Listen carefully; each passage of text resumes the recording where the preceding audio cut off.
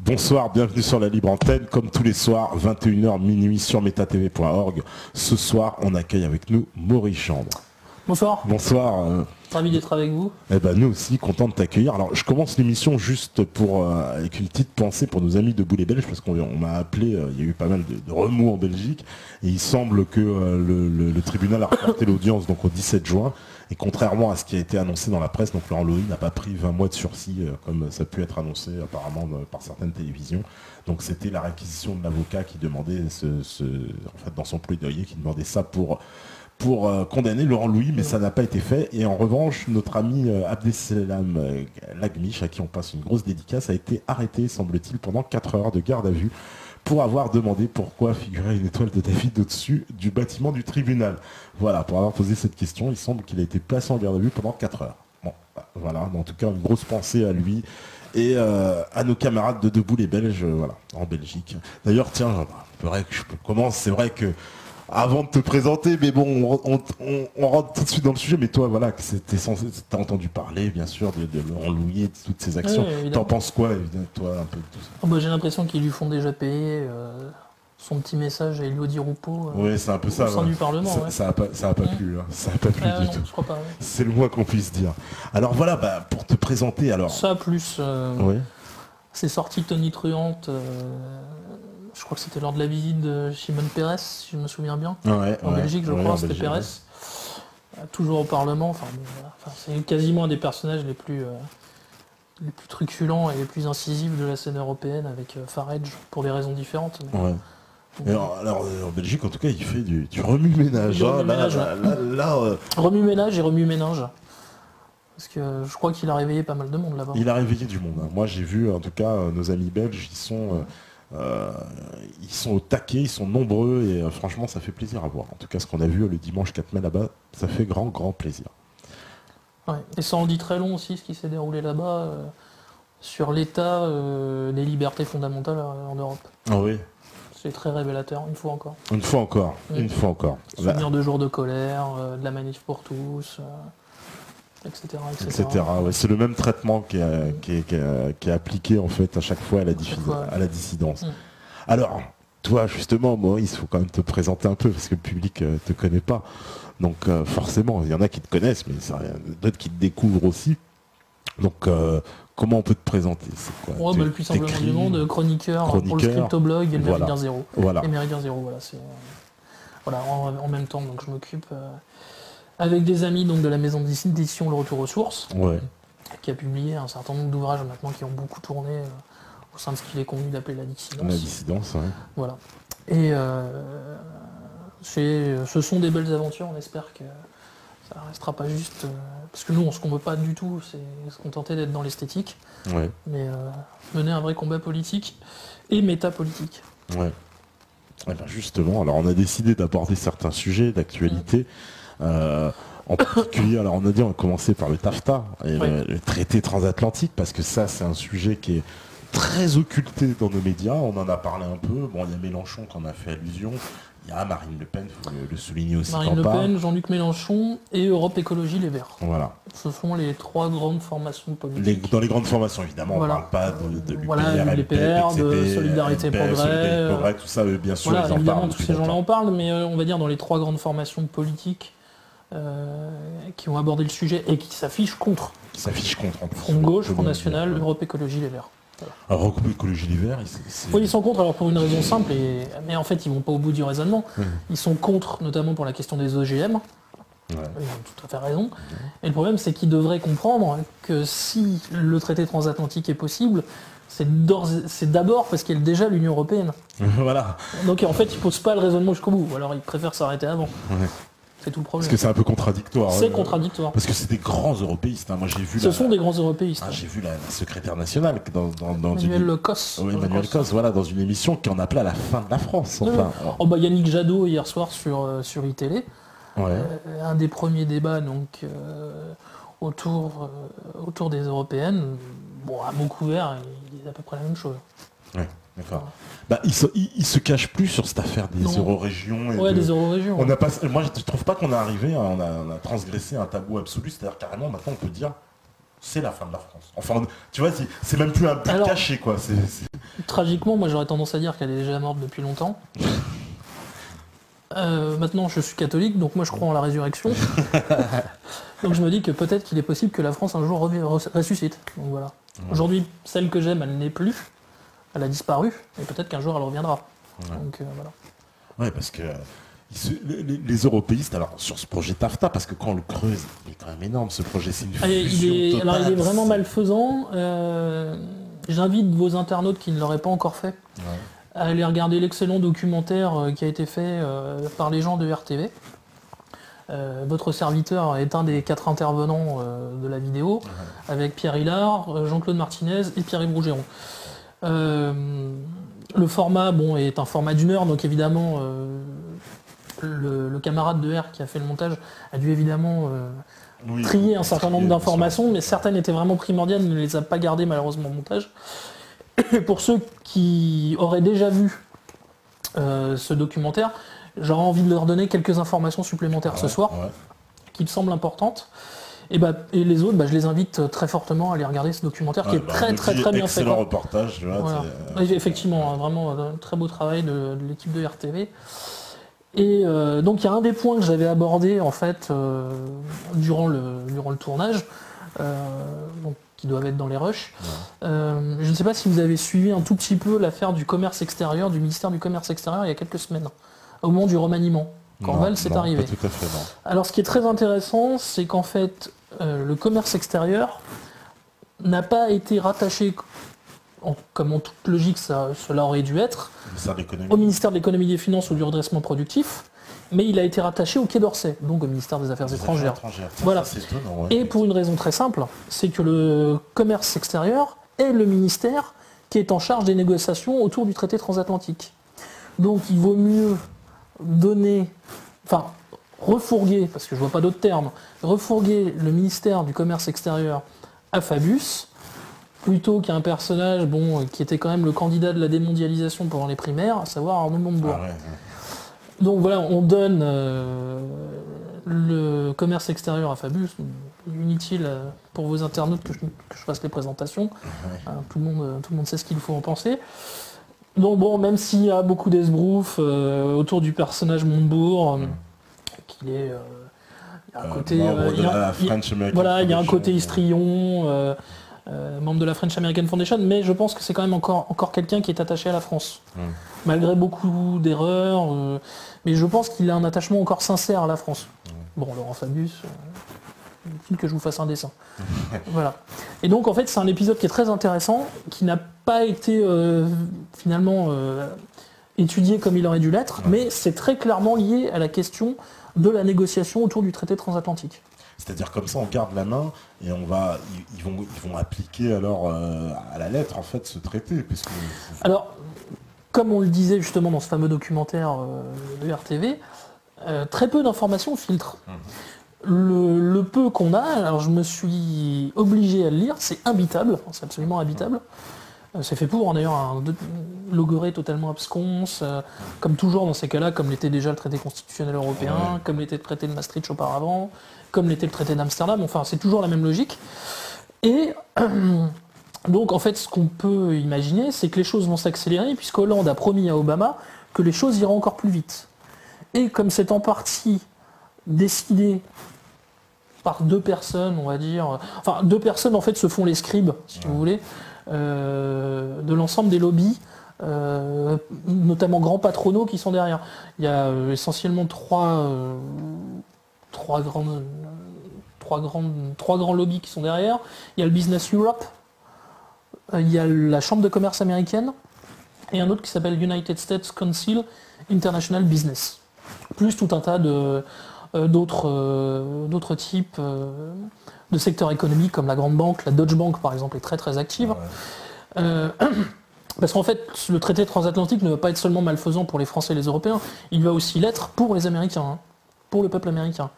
Par exemple la Deutsche Bank nourrit beaucoup d'espoir dans le traité transatlantique, parce qu'elle dit, comme les autres banques européennes, nous sommes très surveillés, un peu plus surveillés depuis la crise de 2008, et ce qu'on appelle là-bas la régulation Volcker.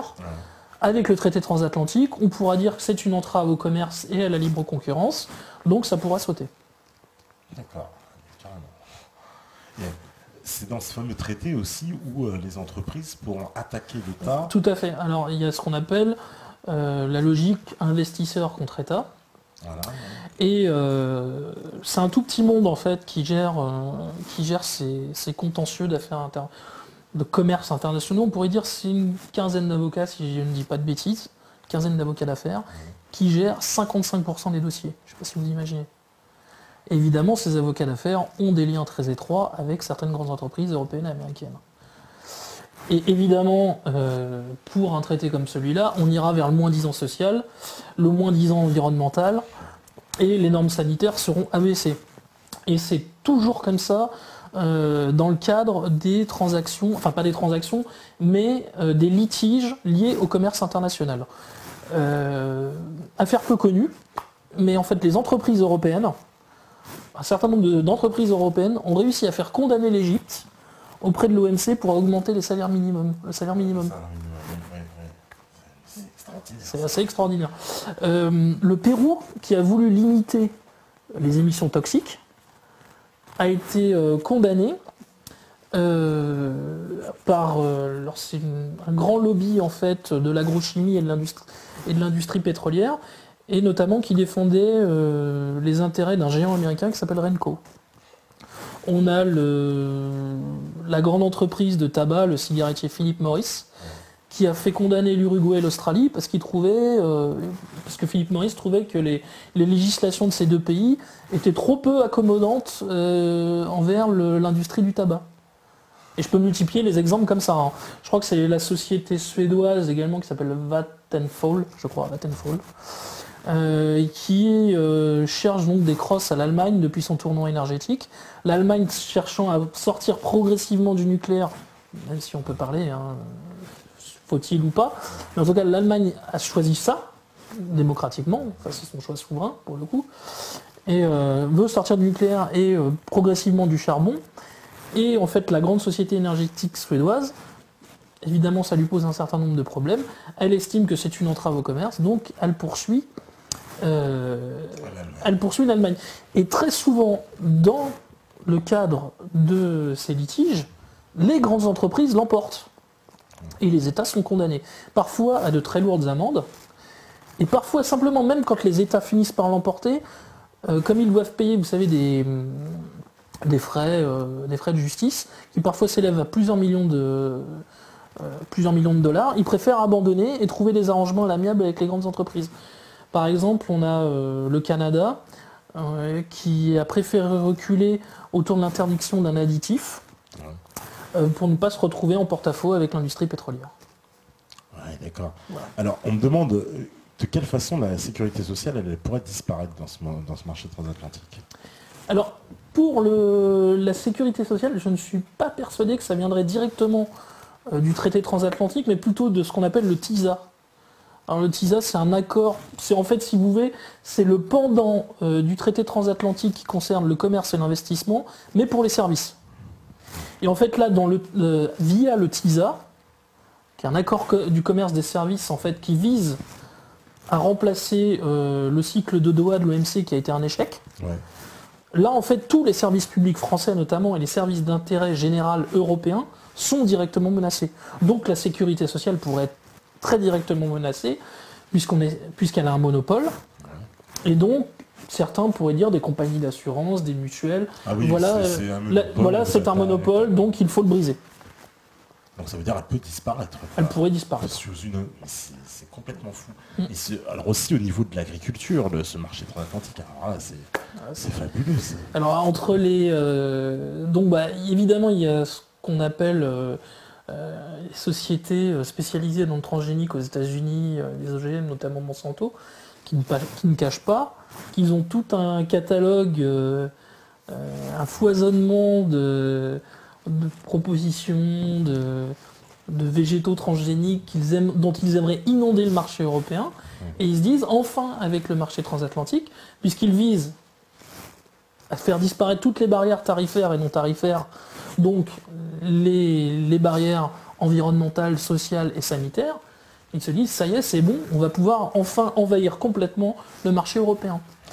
On a également le risque des poulets, des fameux poulets au chlore. Ouais. Si je ne dis pas de bêtises, l'Union européenne n'autorise qu'à laver à l'eau et à la vapeur les carcasses de volailles. Il est interdit d'utiliser du chlore contrairement aux États-Unis. Désormais, ça pourrait être terminé.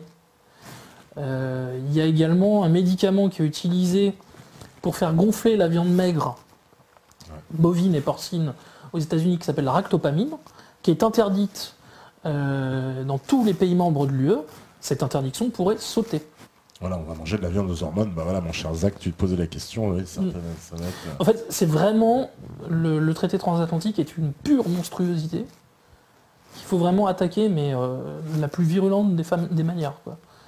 Et je crois peut-être c'est vraiment le dernier clou sur le cercueil de la France et plus largement de la civilisation européenne, parce que comme beaucoup, je fais une claire distinction entre l'Europe, la civilisation européenne et l'Union européenne. Ouais. Ce n'est pas du tout la même chose. Bien sûr, ouais. L'Europe est une civilisation, une communauté de destin, un projet historique, métahistorique. L'Union européenne, bon voilà, tout le monde sait ce que c'est une aliénation culturelle, c'est une mise sous tutelle de l'Europe pour les intérêts US, c'est une vassalisation militaire par l'OTAN, enfin voilà. Il faut clairement faire la distinction entre les deux. Ils nous absorbent complètement. Ils nous absorbent complètement. Mais, comme je vous disais, les citoyens américains, eux également, seront mis en danger par ça. Je vous parlais de l'exemple de la Deutsche Bank, qui souhaite de nouveau faire n'importe quoi sur le sol US, comme d'autres grandes banques européennes. Il y a également le secteur de l'assurance européen, qui s'est vu limiter un certain nombre, vous savez, comment dirais-je, ils ne peuvent pas faire un certain nombre de placements au risque, notamment de placements financiers, sur des produits assurantiels notamment. C'est toujours, je crois, dans le cas de la régulation Volcker, si je ne me trompe pas. Et en fait, un certain nombre de lobbies de l'assurance en Europe disent, voilà, avec le traité transatlantique, on va pouvoir faire ça et ça. Ouais. Là, en fait, c'est vraiment ça, plus de réglementation.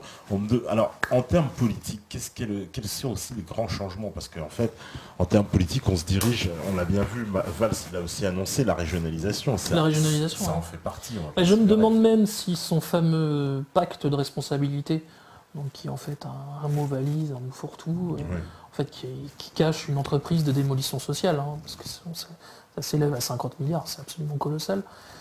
Si tout simplement le pacte de responsabilité n'est déjà pas une volonté en fait, de se mettre en conformité avec les standards américains, notamment au niveau du modèle social. On peut vraiment se poser la question.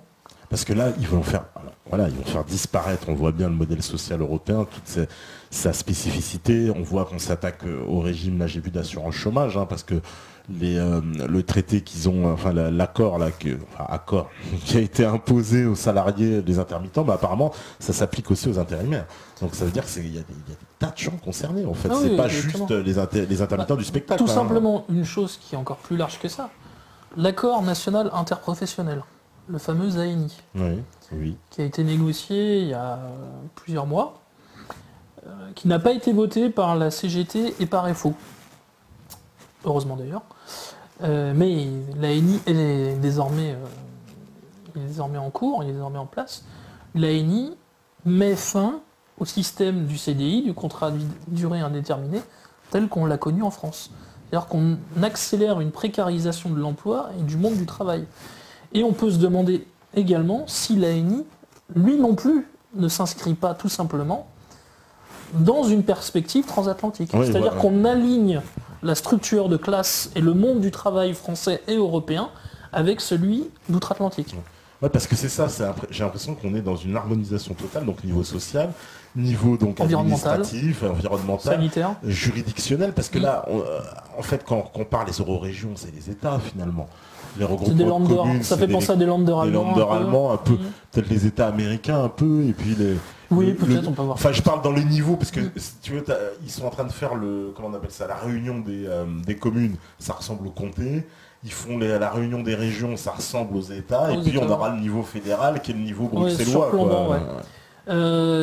avec quelque chose quand même de très différent, c'est que les États fédérés aux États-Unis, le principe de la subsidiarité, il existe aux États-Unis, et il est réel. Nous, en fait, ce que les dirigeants européistes appellent subsidiarité, en fait, c'est du dirigisme. C'est-à-dire l'exact inverse de la subsidiarité, puisque la subsidiarité respecte les échelons. Elle est censée respecter les échelons. C'est-à-dire on assiste à une disparition des souverainetés nationales, mais nous n'avons pas gagné une souveraineté européenne, ni même une souveraineté partagée. C'est-à-dire qu'on a perdu sur tous les tableaux. Il n'y a plus de souveraineté nationale et il n'y a pas de souveraineté européenne. C'est une fumisterie, tout simplement. Ouais. C'est un mot, c'est une fumisterie. Tandis que les États fédérés, il y a vraiment une souveraineté des États fédérés aux États-Unis. Oui, ils ne sont pas obligés d'accepter, même il y en a certains qui refusent la loi fédérale. Ça exactement, arrive. Ça se voit. Il y a même parfois dans la constitution des États fédérés, dans les textes législatifs des États fédérés, certains États se débrouillent pour dire, voilà, cette disposition qui émane de l'État fédéral n'aura pas cours dans mon État. Ouais. En France, en Allemagne, en Grande-Bretagne, en Italie, en Espagne, on ne peut plus voir ça. C'est quand même incroyable. Les États, prenons l'exemple de la France, c'est celui qui nous est le plus proche, nous n'avons plus de souveraineté monétaire, en raison de l'euro et de l'indépendance de la Banque Centrale Européenne. Nous n'avons plus de maîtrise de nos frontières, Schengen. Nous n'avons plus de souveraineté budgétaire depuis le TSCG. Je veux dire, le budget passe quand même sous les fourches codines de la Commission européenne désormais. Ouais. Et en plus, on peut se faire taper sur les doigts si on ne respecte pas certains critères, notamment liés au déficit. Et là, désormais, avec le traité transatlantique, nous pourrions perdre notre souveraineté juridictionnelle. Je ne sais pas si vous en avez... Qu'est-ce qui reste du pays, quoi. Ouais, il reste fil de la France, quoi. Le mandat européen, c'est déjà un début d'abandon, quoi. Tout à fait. Parce que c'est une procédure. On se plie, on ne cherche pas à comprendre, quoi. On se plie, quoi. Là, on me dit justement, oui, ce fameux traité européen, on me demande aussi une petite précision sur le Texas. Moi aussi, j'ai eu cette information-là, que dans la constitution du Texas, il existerait la possibilité que le Texas se retire, parce qu'ils ont... Alors, si je ne me trompe pas, je crois que c'était au cours du 19e siècle, le Texas avait organisé un référendum où l'indépendance l'avait emporté, mais il n'est jamais entré en cours. D'accord. Alors bon, on a eu la guerre de sécession 1861-1865, mais la sécession faisait partie intégrante de la Constitution fédérale américaine. La guerre de sécession était, de ce point de vue, illégitime quand elle a été lancée par Lincoln. Oui, parce qu'en fait, les pays pouvaient se séparer. Et alors, je crois que c'est une décision de la Cour suprême qui a décidé. Alors, je crois que ça doit être. C'est peut-être 2 ans après la fin de la guerre de sécession, 1867, je crois, si je ne me trompe pas, qui, en fait, cette décision de la Cour suprême estime que la sécession d'un État fédéré n'est plus possible ou devient illégale, je crois. D'accord. Il me semble. À vérifier, mais je crois. C'est énorme. On me demande aussi, qu'est-ce qu'il en est du débat dans les autres pays de l'Union européenne? C'est vrai, je ne sais pas si tu es au courant un peu. Alors, il y a un mouvement qui s'appelle Stop TAFTA. J'invite vos internautes d'ailleurs à se renseigner là-dessus. Ouais. C'est une manière comme une autre de lutter contre. Évidemment, faites circuler l'information au maximum, vidéos, articles que vous trouvez, distribuez tout ça. Et même si, moi je pense que ça serait utile de le faire, ça peut peut-être être un peu court avant le 25 mai, mais si on a une chambre parlementaire européenne qui est quand même plutôt eurosceptique, un hémicycle européen plutôt eurosceptique, il va falloir s'appuyer là-dessus pour faire capoter ce traité. Hein. Ouais. C'est vital. Je veux dire, c'est une question de survie désormais. Et donc on a Stop TAFTA en Europe qui commence à tourner de plus en plus. Et paradoxalement, notre espoir, peut-être le plus grand espoir qu'on a de voir cet accord capoter, c'est le Congrès américain. Parce qu'en fait, il y a une fronde, chose dont on ne parle absolument pas ici, hein, ça ne t'étonnera pas. Il y a une fronde au sein du Congrès US contre le traité transatlantique, et qui émane en fait de 2 factions, on va dire, en fait, de la Chambre des représentants et du Sénat.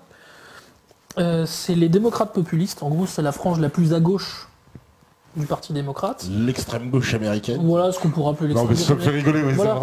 c'est pour ça. Bon, disons, c'est plutôt, j'appellerais ça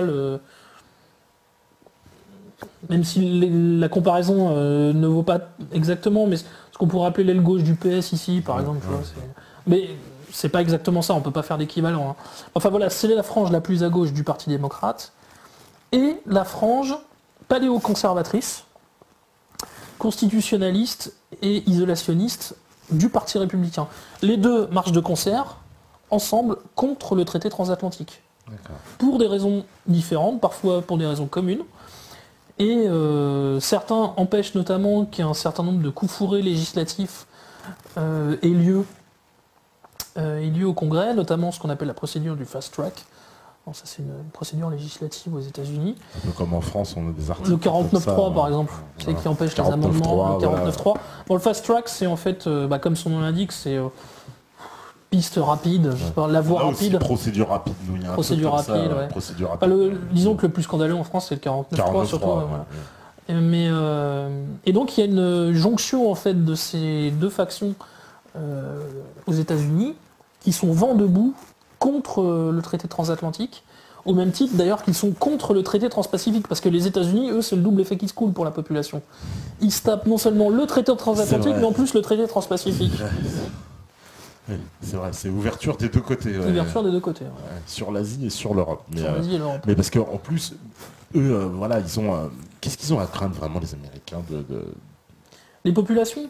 Par exemple, je crois savoir qu'il y a 80% de la population américaine qui veut être au courant des labellisations, de la traçabilité et, par exemple, des traces d'OGM ou de végétaux transgéniques dans leurs produits alimentaires. Ouais. Et évidemment, le lobby agroalimentaire est totalement contre.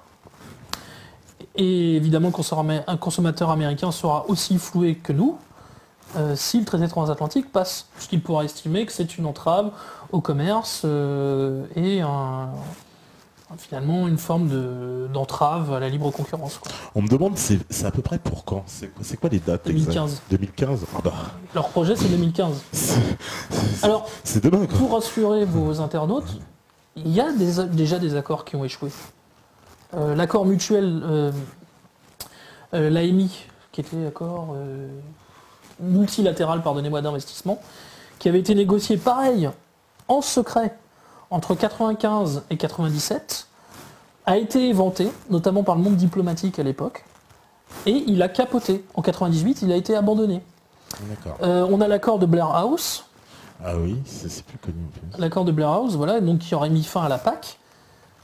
Un agent américain, en fait, avait mis au courant Jean-Claude Martinez, lui avait donné les documents de Blair House. Jean-Claude Martinez les a fournis lui-même au quotidien Libération, qui les a publiés. Tout s'est arrêté. Donc là, il y a une possibilité quand même. Il y a une possibilité que ça échoue. Ça peut échouer. Croisons les doigts. Ouais. Je pense que ce qui sera important aussi, c'est le nombre de députés eurosceptiques et eurocritiques qui seront envoyés au Parlement européen le 25 mai prochain. Je pense que ça va vraiment jouer. Et les élections de mi-mandat qui ont lieu, je crois, en novembre aux États-Unis. Ouais, d'accord. Ouais. Les deux facteurs sont les deux facteurs. Les Américains, d'ailleurs, ils sont plutôt hostiles ou comment ils voient ça? Alors, très sincèrement, je ne connais pas les sondages au sein de la population américaine. J'ai aucun doute, par contre, que si on leur expose les motifs réels de cette entreprise, ils seront aussi hostiles que nous. Ça, j'ai aucun doute là-dessus. On me dit, est-ce que tu penses que le TTIP, donc le traité, va donner les pleins pouvoirs aux banques et aux multinationales qui détruiront la classe moyenne pour qu'il ne reste finalement qu'une masse de travailleurs au service d'une caste privilégiée? Bon, ça, c'est la vision, le monde selon Brzezinski. Écoute, finalement, à travers les exemples que je t'ai donnés, je pense que j'ai répondu à la question. Ouais, je pense que... Là, on a bien compris quand même que c'était une vraie prise de pouvoir. Alors, il y a sa sainteté qui nous dit TAFTA, bienvenue à vous les OGM, bye bye la Sécu, bonjour les mutuelles voleuses hors de prix. Oui, c'est vraiment toute cette jungle économique américaine. Quoi. En fait, il n'y aurait plus de régulation, c'est l'abandon de toute barrière, aussi protectrice fut-elle. Ouais. C'est une catastrophe, vraiment. On me demande si c'est les Français les plus hostiles en Europe. Il y a des hostiles partout. Alors, des gens qui sont hostiles partout. Alors, moi qui vraiment navigue sur Internet là-dessus pour aller voir à droite à gauche, il y a une hostilité profonde chez tous les gens en fait qui ont un... Alors, comme souvent d'ailleurs dans ce cas-là, c'est les gens les plus marqués à gauche ou les plus marqués à droite. C'est-à-dire les gens qui ont souvent un sens politique le plus critique et le plus aigu et le plus aiguisé, qui se rendent compte en fait de l'intrinsèque saloperie de ce traité transatlantique. Ouais. D'accord, donc toi en plus tu dis c'est vraiment pour le coup, en Europe on trouve des exemples un peu partout. Un peu partout. Voilà, parce qu'en France c'est vrai qu'on a l'impression que quand même... J'étais en Italie il y a quelques semaines, j'étais à Naples, et j'ai vu sur les murs napolitains des slogans très hostiles au taffetas. Ouais. Voilà. Ouais, ça rassure quand même. Je vous passerai les noms d'oiseaux et les gros mots. Mais... ouais, mais ça rassure, parce que c'est vrai que il y en a qui me disent... Tout le monde est concerné. La France court à sa perte dans ce... Ah oui, là c'est on peut dire ça. Ah oui, tout à fait. C'est ça, c'est un vrai danger de mort. Déjà, on subit déjà le joug bruxello-maastrichtien. Ouais. Et là, on se retrouvait encore avec une chape surplombante. Je sais pas si vous imaginez. C'est sûr que là, en plus, les ordres viendront direct de Washington. Alors là, il n'y aura plus à se... Ils viendront à la fois de Washington et de Bruxelles, d'un certain nombre de cabinets d'avocats, de lobby, la fameuse rue à Washington qui s'appelle K Street. Voilà, ça viendra un peu finalement de tous ces endroits-là. Évidemment, les citoyens européens, et français, américains, simples consommateurs... seront broyés, seront balayés. Est-ce qu'on peut dire que c'est aussi un coup d'état des entreprises? Parce que voilà, par exemple, on me pose la question à qui profite vraiment ce TAFTA, quoi. Il me dit, bon, ok, on comprend, mais... Les multinationales, les grandes entreprises européennes et américaines.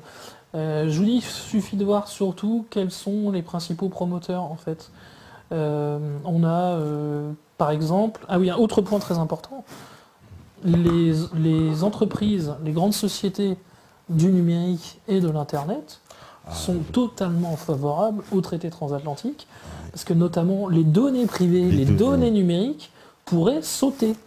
On a déjà des sociétés, notamment une société comme Verizon, qui a donné énormément d'informations à la NSA, qui appartient à un conglomérat de sociétés numériques, et ce conglomérat de sociétés numériques a déclaré qu'il faudrait lever un certain nombre d'entraves, un certain nombre de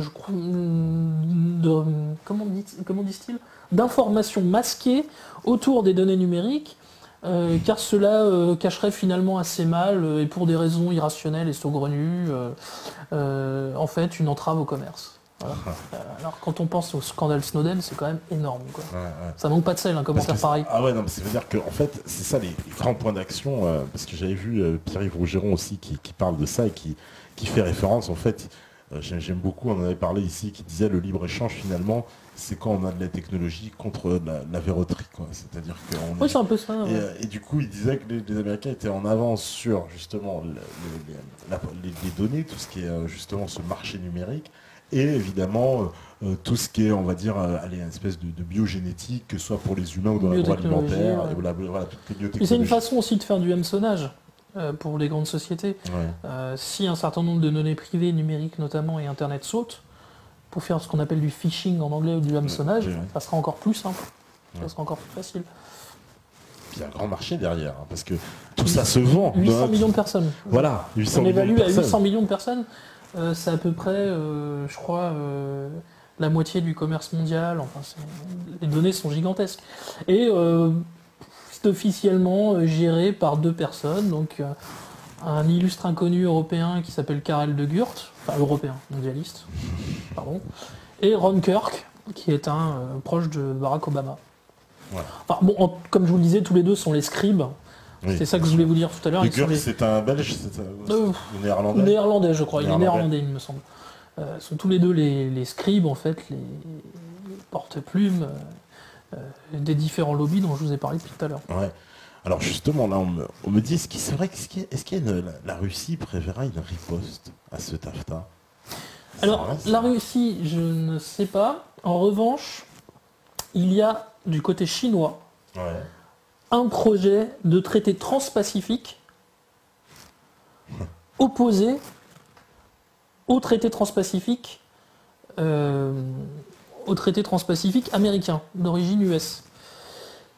Ce que les Russes ont proposé, en revanche, c'est une union, un projet de grande Europe, qui irait de Lisbonne à Vladivostok. Évidemment, ce grand projet fait pièce à l'hégémonie possible du traité transatlantique d'inspiration américaine. On peut se demander si même les troubles et les heurts très violents auxquels on assiste en ce moment en Ukraine ne sont pas liés à ça.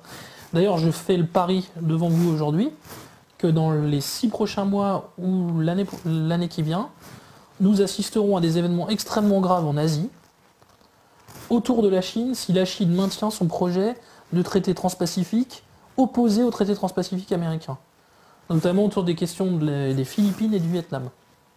D'accord. Je prends les paris devant vous.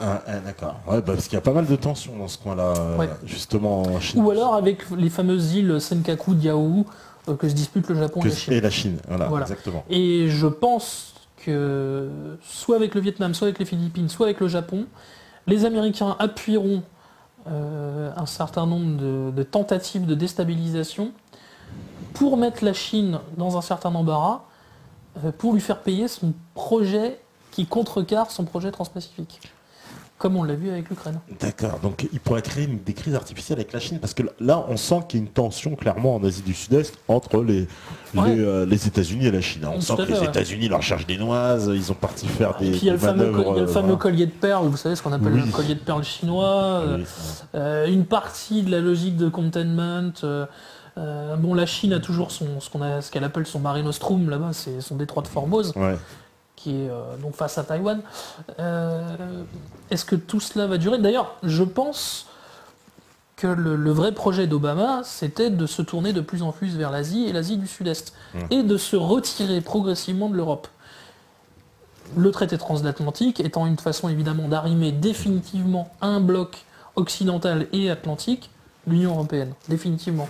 C'est-à-dire de tuer dans l'œuf, et définitivement, une union euro-russe.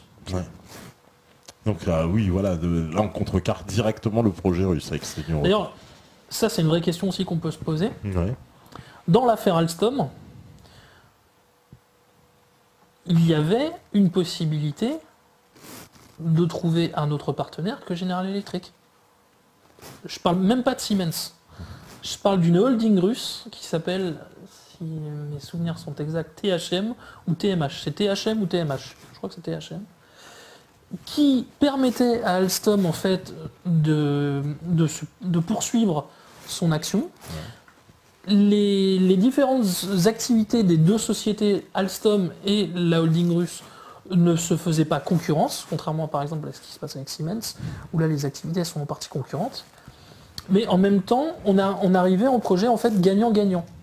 Et tu as remarqué comme moi, aujourd'hui, le rapprochement, la politique n'est pas au rapprochement avec la Russie. Ah non, pas trop. Non. Et il y a un autre exemple qui est malheureusement très célèbre, c'est celui d'Arcelor.